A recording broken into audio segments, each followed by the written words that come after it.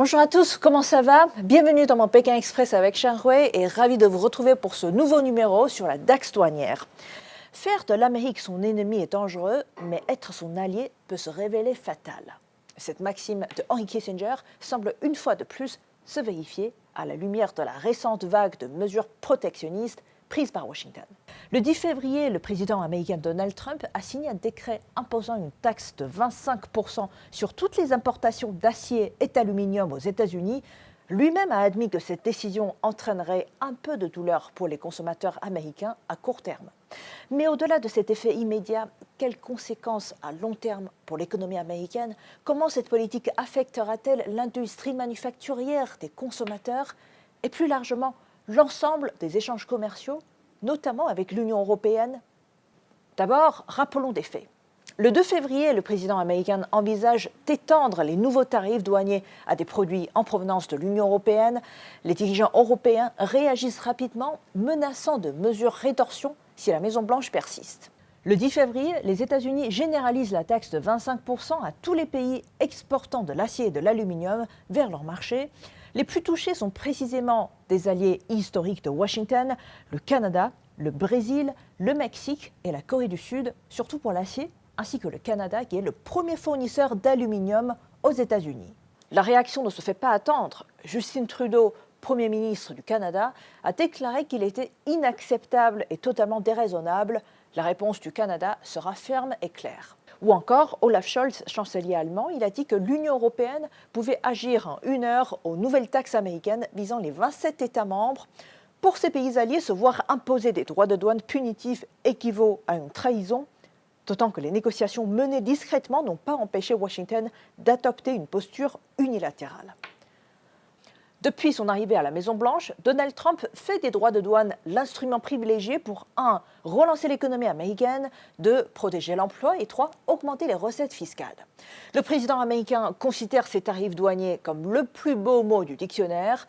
Lors de la signature du décret, il a d'ailleurs déclaré qu'il s'agissait du début de la prospérité retrouvée des États-Unis. Selon l'agence Bloomberg, cette politique s'inscrit dans une stratégie visant à remodeler l'économie et à générer de nouvelles rentrées fiscales pour financer le vaste programme de réduction d'impôts de l'administration Trump. Certaines estimations suggèrent en effet que ces baisses d'impôts pourraient priver le budget fédéral de 7 800 milliards de dollars sur 10 ans.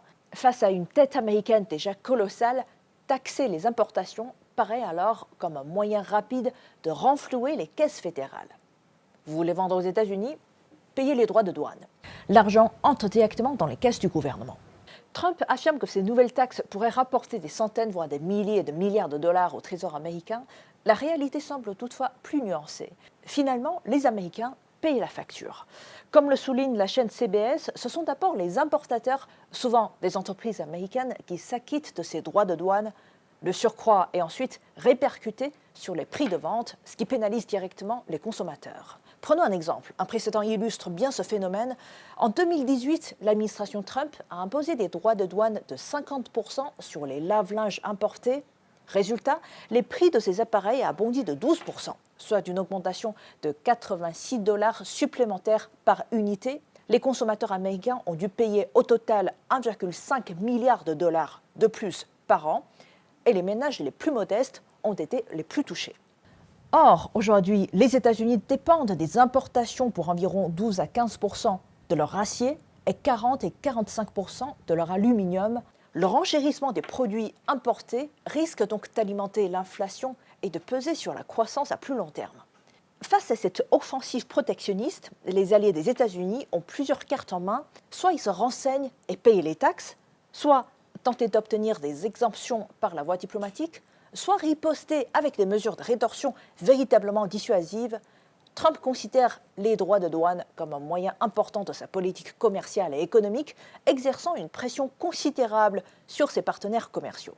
Et l'augmentation indiscriminée des droits de douane a déjà mis l'économie européenne sous une pression énorme et pourrait nuire à la confiance stratégique entre l'Europe et les États-Unis, ainsi qu'à leur coopération politique, sécuritaire et économique.